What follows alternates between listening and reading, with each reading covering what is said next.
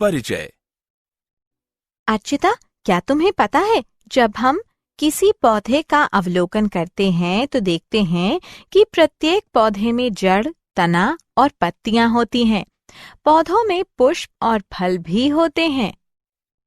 हाँ, हम जड़, तना, पत्ती और पुष्प क्रम के लक्षणों, प्रकार, रूपांतरणों और कार्यों की चर्चा पहले ही कर चुके हैं। अब हम पुष्प का अध्ययन करेंगे, तो आओ शुरू करें।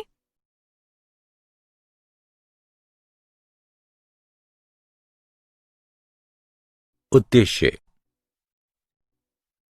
इस पाठ के अंत में आप निम्न करने में सक्षम हो जाएंगे: पुष्प के लक्षणों को जानना, पुष्प के प्रकार जानना, पुष्प के भागों का अध्ययन करना, दलपुंज यानी कोरोला के प्रकार की पहचान करना, पुष्पदल विन्यास समझना, पुमंग के लक्षणों को जानना, पुंकेसर के भागों का अध्ययन करना, पुमंग के प्रकार जानना।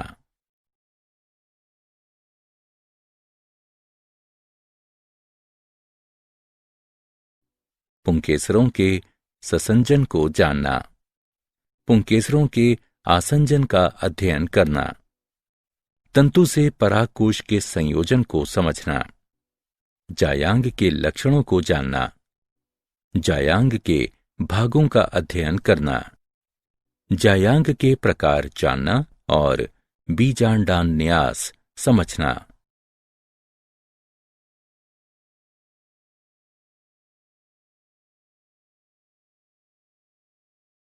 पुष्प।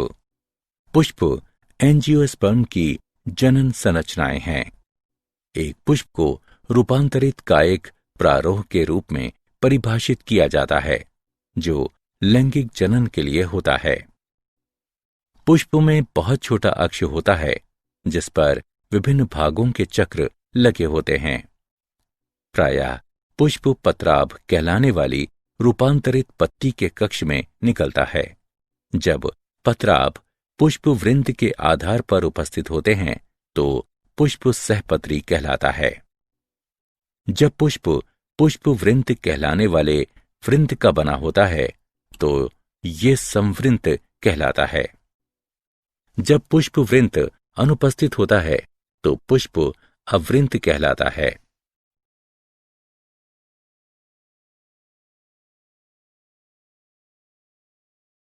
पुष्प के प्रकार।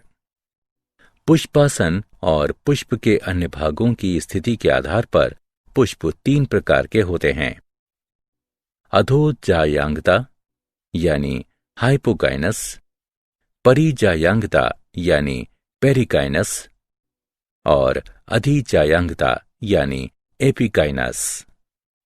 हाइपोगाइनस पुष्पासन ऊपरी फूला हुआ भाग है और जायांग पुष्पासन के सबसे ऊपरी भाग पर स्थित होता है। अन्य पुष्पीय भाग अर्थात कैलिक्स, कोरोला और पुमंग जायांग के नीचे स्थित होते हैं। अंडाशय ऊर्ध्ववर्ती होता है। यह आद्य के रूप में माना जाता है। पेरिकाइनस पुष्पासन चपटा या प्याले के आकार का होता है। कैलिक्स, कोरोला और पुमंग प्याले के सिरे से जुड़े होते हैं और जायांग मध्य में होता है। अंडाशय आधा अधोवर्ती होता है। ये हाइपोगाइनस और एपिगाइनस के बीच मध्यवर्ती के रूप में माना जाता है। एपिगाइनस पुष्पासन एक गहरे प्याले के आकार का होता है और प्याले के किनारे अंडाशय की भित्ति से संलग्न हो जाता है। कैलिक्स, कोरोला और पुमंग अंडाशय के शीर्ष पर निकलते हैं। अंडाशय अधोवर्ती होता है। इसे काफी उन्नत अवस्था माना जाता है।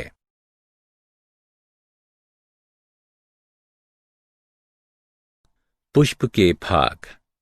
प्रत्येक पुष्प में सामान्यतः 4 पुष्प चक्र होते हैं, जैसे कैलिक्स, कोरोला, पुमंग और जायांग। आइए इन सभी की एक एक करके विस्तार से चर्चा करें।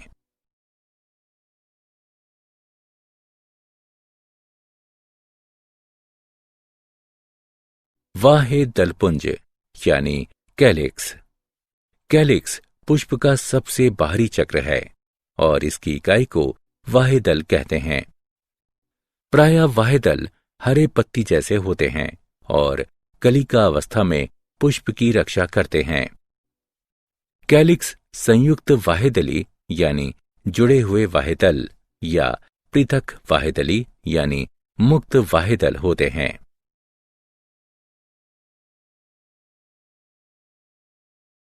दलपुंज यानी कोरोला।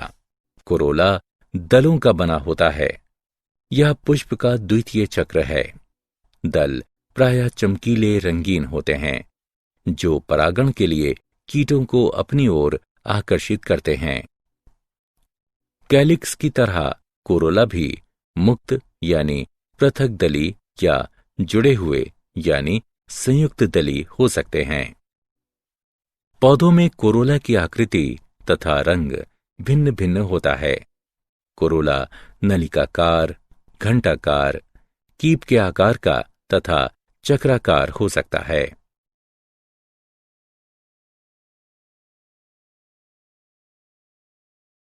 कोरोला के प्रकार। नलिकाकार दल एक नली जैसी संरचना बनाते हैं। उदाहरण कंपोजिटी। क्रॉस रूपी इस प्रकार के कोरोला में 4 मुक्त नखरित दल एक क्रॉस के रूप में व्यवस्थित होते हैं। उदाहरण क्रूसीफेरी। पेपिलियोनेसियस यानी मटरकुलिये 5 मुक्त दल एक तितली के समान व्यवस्थित होते हैं। वे वैगजिलेरी प्रकार के विन्यास में व्यवस्थित होते हैं जिनमें बड़ा दल मानक या ध्वज, 2 पार्श्वीय दल यानी पंख और 2 भीतरी संयुक्त एवं नौकाकार दल यानी कूटक होते हैं। उदाहरण पेपिलियोनेसी। जीविकाकार कंपोजिटी के अर्धपुष्पक जीवा के रूप में व्यवस्थित होते हैं। उदाहरण सूरजमुखी।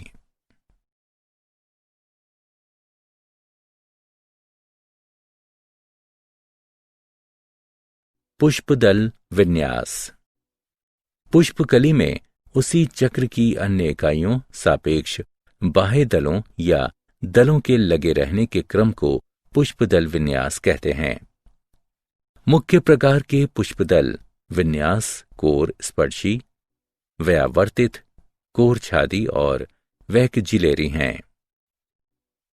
कोर स्पर्शी विन्यास तब होता है जब कैलिक्स या कोरोला की इकाइयां केवल एक दूसरे को स्पर्श करती हैं लेकिन अतिव्यापन नहीं करती।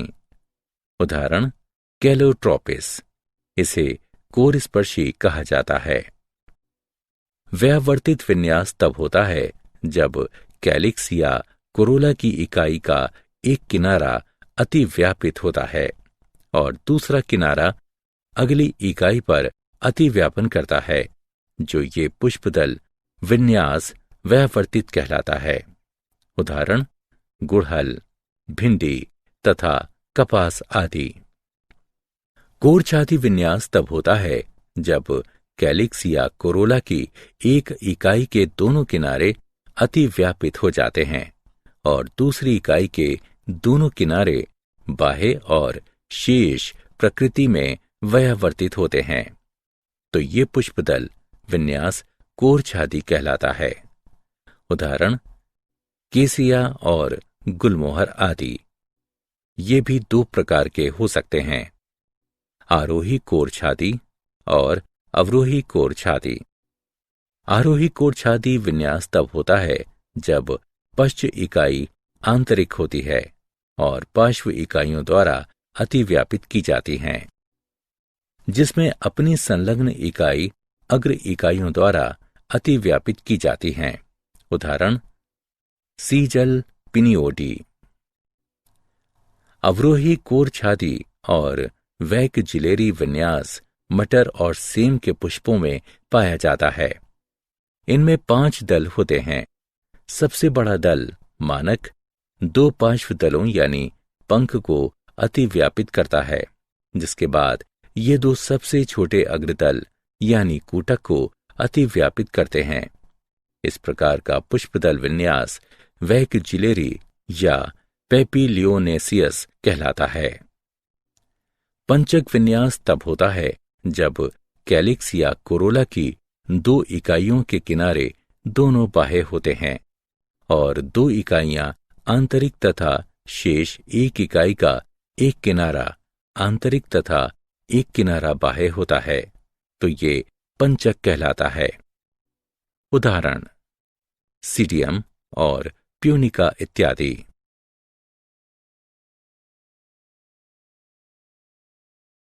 पुमंग। ग्रीक भाषा में एंड्रोशियम यानी पुमंग शब्द का अर्थ एंड्रस ओइकिया यानी पुरुष का घर है। पुमंग नर जनन अंग है और पुष्प का तीसरा चक्र बनाता है। ये अनेक पुंकेसरों का बना होता है। प्रत्येक पुंकेसर में एक तंतु तथा इसके शीर्ष पर एक परागकोश होता है। प्रत्येक पुंकेसर एक वृंत या एक तंतु और एक परागकोश का बना होता है। प्रत्येक परागकोश प्रायः द्विपालक होता है और प्रत्येक पाली में 2 कोष्ठक परागकोश होते हैं। परागकण परागकोश में उत्पन्न होते हैं। एक बंधे पुंकेसर स्टेमिनॉइड कहलाता है।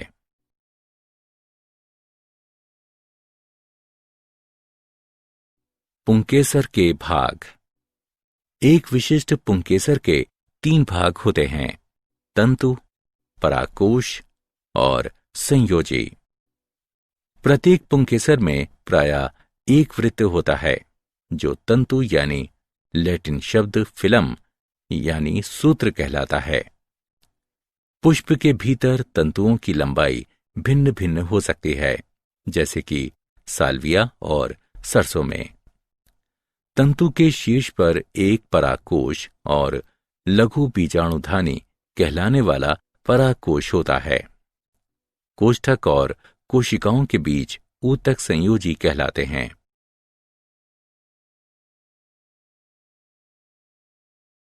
पुमंग के प्रकार। पुंकेसरों की लंबाई के आधार पर पुमंग 3 प्रकार के होते हैं: द्विदीर्घी, चतुर्दीर्घी और विषम दीर्घी। जब 2 पुंकेसर लंबे और 2 छोटे होते हैं तो पुमंग द्विदीर्घी होता है। जब 4 पुंकेसर लंबे और 2 छोटे होते हैं तो पुमंग चतुर्दीर्घी होता है। जब सभी पुंकेसर अलग अलग लंबाइयों के होते हैं तो पुमंग विषम दीर्घी कहलाता है।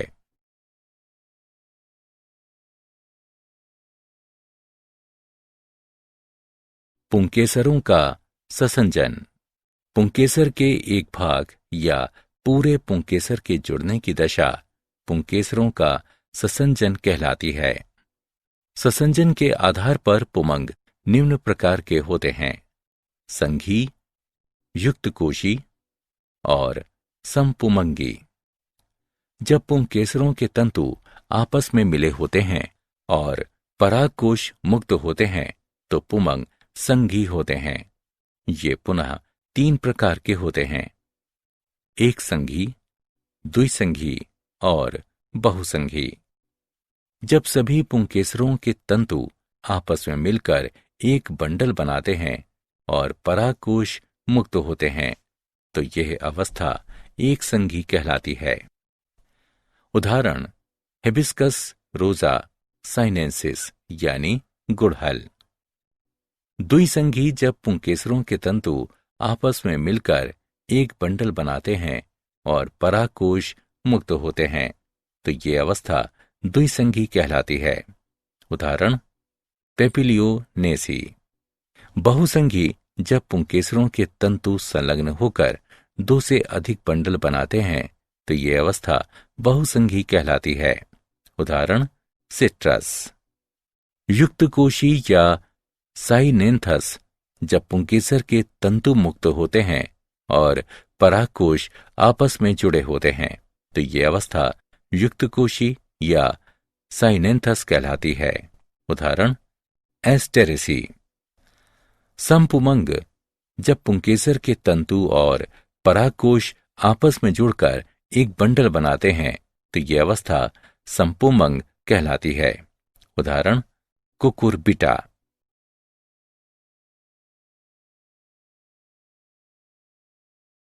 पुंकेसरों का आसंजन। पुष्प के पुंकेसरों का पुष्प के अन्य भाग से संलयन पुंकेसरों का आसंजन कहलाता है। आसंजन के आधार पर पुमंग निम्न प्रकार का होता है: दल लग्न, बाह्य दल लग्न, परिदल लग्न, पुंजायांगी। दल लग्न तब होते हैं जब पुंकेसर दलों से जुड़े होते हैं। उदाहरण सोलेनम निग्रम यानी बैगन।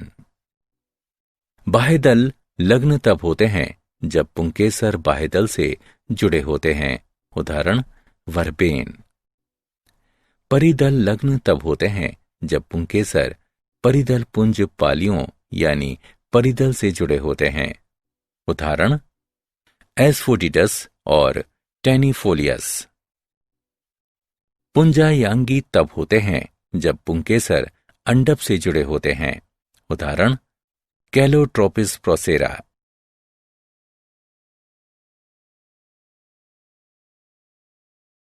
तंतु से परागकोश का संयोजन।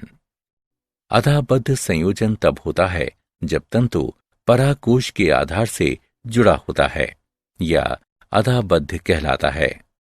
उदाहरण ब्रेसिका कंपेस्ट्रिस। संलग्न। जब तंतु आधार से शीर्ष तक परागकोश की पालियों से जुड़ा होता है तो यह संलग्न कहलाता है। उदाहरण मैग्नोलिया। पृष्ठलग्न। जब तंतु परागकोश के पीठ से दृढ़तापूर्वक जुड़ा होता है तो यह पृष्ठलग्न कहलाता है। उदाहरण पैसीफ्लोरा। मुक्त डोली।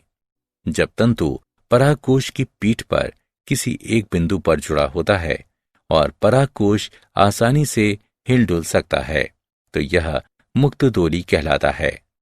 उदाहरण घास।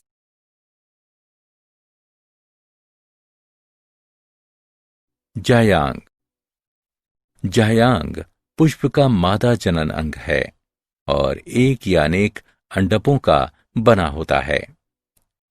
यह पुष्प का चौथा चक्र है। यह पुष्पासन के अंतिम सिरे पर स्थित होता है। जायांग या स्त्री केसर एक या अनेक अंडकों के बने होते हैं जो पुष्प का मादा जनन अंग है। अंडप अधर सीवन पर वलित एक रूपांतरित पत्ती है। उपांत आपस में संलग्न होते हैं। मध्य शिरा भाग पृष्ठ सीवन कहलाता है। बीजांड बीजांडासन पर जुड़े होते हैं जो प्रायः अधर सीवन पर विकसित होते हैं। निषेचन के पश्चात बीजांड बीज में विकसित हो जाते हैं और अंडाशय परिपक्व होकर फल बन जाता है।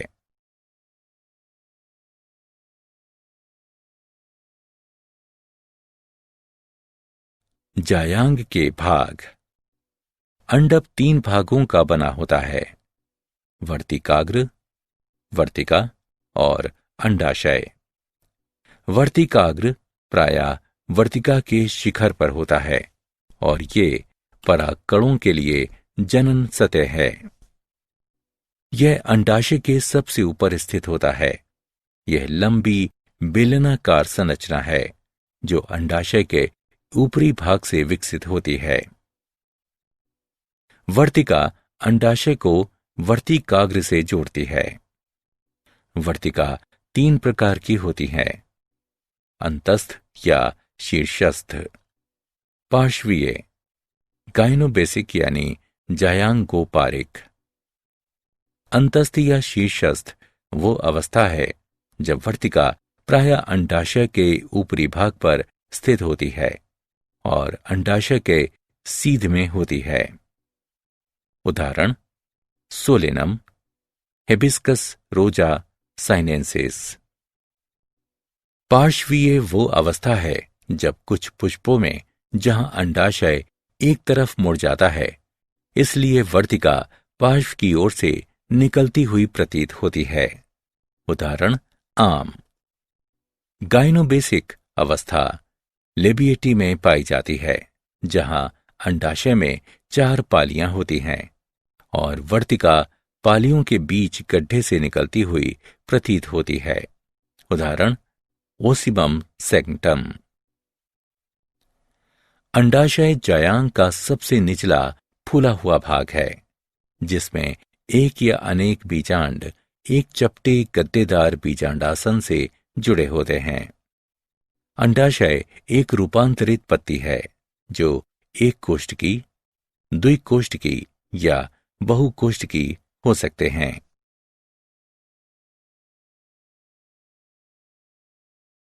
जायांग के प्रकार। उपस्थित अंडकों की संख्या के आधार पर जायांग 3 प्रकार के होते हैं। एक अंडपी, द्विअंडपी या बहुअंडपी। जब जायांग में केवल एक अंडप होता है तो यह एक अंडपी कहलाता है। उदाहरण मटर, लेग्यूमिनोसी।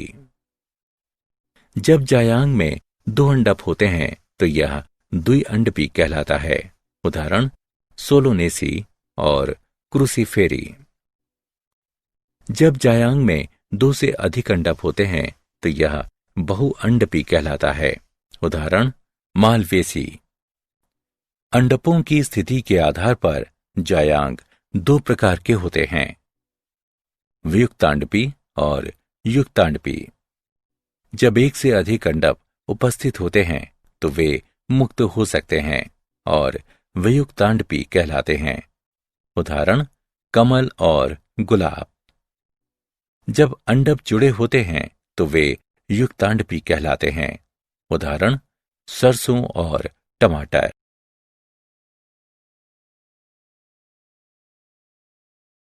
बीजांड न्यास। अंडाशय के भीतर बीजांड के लगे रहने का क्रम बीजांड न्यास कहलाता है। बीजांड न्यास विभिन्न प्रकार का होता है। सीमांत, स्तंभीय, भित्तीय, आधारी, केंद्रीय, मुक्त स्तंभीय और परिभित्तीय। सीमांत बीजांड न्यास में जायांग एक अंडपी, बहुअंडपी और वियुक्तांडपी होता है। अंडाशय एक कोष्ठकी होता है। बीजांड अधर सीवन पर स्थित बीजांडासन पर एक या अधिक पंक्तियों में निकलते हैं। उदाहरण लेग्यूमिनेसी। स्तंभीय बीजांड न्यास में जायांग द्विअंडपी, बहुअंडपी और युक्तांडपी होता है।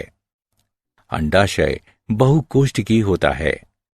एक अंडप के किनारे अंदर की ओर निकलते हैं और उसके बाद संलग्न हो जाते हैं, इसलिए अधर सीवन अक्ष के साथ स्थित होते हैं। कोष्ठकों की संख्या अंडपों की संख्या के अनुरूप होती है। उदाहरण मालवेसी। भित्तीय बीजांड न्यास में जायांग द्विअंडपी या त्रिअंडपी और युक्तांडपी होता है। अंडाशय एक कोष्ठकी होता है। कभी कभी यह आभासी पट बनने के कारण द्विकोष्ठकी हो सकता है। बीजांडासन आसन अंडपों के संलग्न किनारों पर निकलता है। इस प्रकार बीजांड अंडाशय की परिधि पर निकलते हैं। उदाहरण क्रूसीफेरी। आधारी बीजांड न्यास में जायांग द्विअंडपी और युक्तांडपी होते हैं। अंडाशय एक कोष्ठकी होता है। बीजांडासन में अंडाशय के आधार पर स्थित पुष्पासन के सिरे पर विकसित होता है। एकल बीजांड अंडाशय के आधार से जुड़ा होता है। उदाहरण टेकेटिस। मुक्त स्तंभीय बीजांड न्यास में जायांग बहुअंडपी और युक्तांडपी होता है। अंडाशय एक कोष्ठकी होता है। बीजांड अंडाशय के मध्य में अक्ष पर निकलते हैं। उदाहरण डायंथस। बीजांड न्यास स्तंभीय होता है, लेकिन विभाजन भित्ति के टूट जाने के कारण यह मुक्त स्तंभीय हो जाता है। परिभित्तीय बीजांड न्यास में जायांग बहुअंडपी और युक्तांडपी होता है। अंडाशय बहुकोष्ठकीय होता है। बीजांड विभाजन पट की भीतरी सतह पर निकलते हैं। उदाहरण निम्फिया।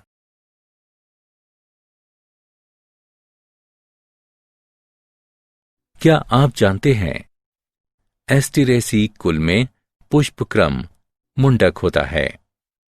कंपोजिटी कुल में पुंकेसर युक्त कोशी होते हैं।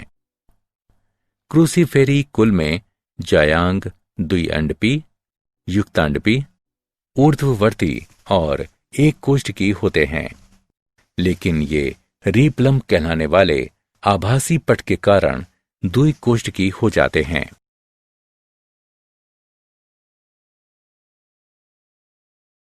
सारांश। आइए हमने जो कुछ सीखा है उसे संक्षेप में दोहराएं। एक मानक 2 पंख जैसे पार्श्वीय तल और 2 कूटक आकार के तल वाला पौधा फाबेसी से संबंधित है। त्रितयी एकलिंगी पुष्प का उदाहरण कोकस न्यूसीफेरा है। द्विसंधि पुंकेसर फाबेसी के लक्षण हैं। चतुर्दीर्घी अवस्था ब्रेसिका कंपेस्ट्रस में पाई जाती है। क्रूसीफेरी कुल में द्वितयी पुष्प 6 पुंकेसर द्विअंडपी जायांग होता है। त्रितयी पुष्प ऊर्ध्ववर्ती अंडाशय और स्तंभीय बीजांड न्यास लिलिएसी कुल की विशेषता है। पंचतयी त्रिज्या सम्मित पुष्प तिर्यक पट्ट के साथ द्विअंडपी अंडाशय सोलेनेसी कुल के लक्षण हैं। एक पुष्प जिसे केवल एक ऊर्ध्वाधर समतल में 2 अर्ध भागों में विभाजित किया जा सकता है, व्यास सम्मित कहलाता है।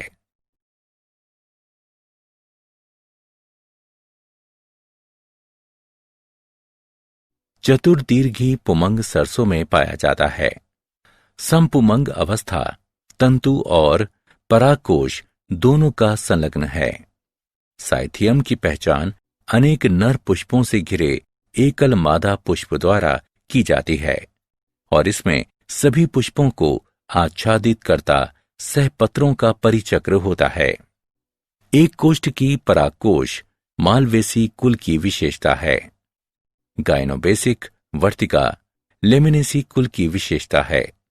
द्विअंडपी युक्तांडपी अधोवर्ती अंडाशय सिप्सेला में पाया जाता है। परिधि से केंद्र की ओर पुष्पी अंगों के खुलने का क्रम अभिकेंद्रीय कहलाता है। तुष सहपत्र को निरूपित करते हैं।